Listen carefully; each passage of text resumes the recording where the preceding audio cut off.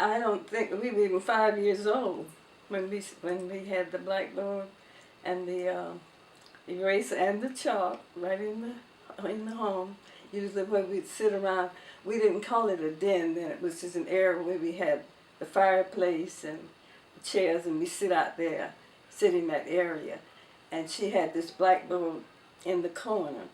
And in the afternoons, when it's time for homework, she would do that with us. And she said, now, even though you're not in school, but we are going to start trying to learn. We're going to learn our ABCs. She didn't say alphabet, ABCs.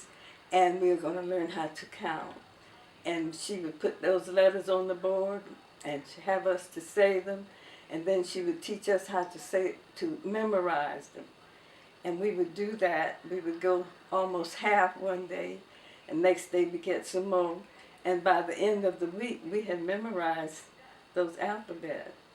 And then when the time for the numbers, she would put the numbers out and teach us how to count. And sometimes she would use articles to say, this is two, how many articles? 3, 4, and that kind of thing. Which would let us know that we are counting. And she would say, okay, now can you count to 20? And we would go that far. Now let's go a little further. Let's do 5 more. Let's do 10 more.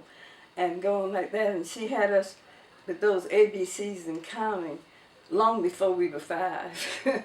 And so it was just really enjoyable how she would do it. And she was not an educator, but she had her almost high school education back at that time. And so we would just, when Dad would come home from work, she would have us to repeat them for him. And he would sit down and just praise us and take us in his lap and hold us and all that sort of thing. And it just gave us courage to continue on. They both were deep into educating us. They did all that they could.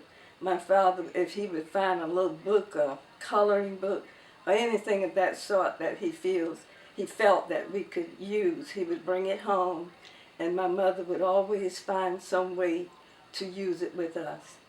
They just was just very, very deep to make sure that we were ready for school when we were able to go. And at that time you had to be 6 years old, before you could go. And so when that time came, we were able to write our names. We knew our birth dates and knew our numbers from 1 to 100, and also all of the alphabets. And I have just, those things I just don't forget. And I felt that at that time I would sure want to go deeper into it. Made me want to feel deep into education and do what I can to memorize and make them proud of us, because they used to praise us so much when we did things correctly. And especially my dad, he would just really make it just all so beautiful and make you feel so good about having done that and having learned that much. And so I was telling them once, I said, when we have company over and we are children, they would still have us say these little things, say the alphabet, count to 100, let them know, tell them your birthday, tell them how old you are. And all of those things just were really such a great influence on me to go into education. And when my mother would say, always say, now I think you're going to be a teacher, because every time we start playing school, you always want to be the teacher. And it was just a part of me, and I grew up just wanting to do that. How many years did you teach? I taught for 39 years, and almost 6 months, almost made it 40, because I finished out a term for a teacher, but it was just a few months. But I had 39 years in the classroom, and all of those years, there was never a time that I didn't want to go to my job. I enjoyed my job. There was always some little obstacle somewhere, but we were able to overcome them, and you didn't worry about those kinds of things. You were just did what you had to do, and I adored my students.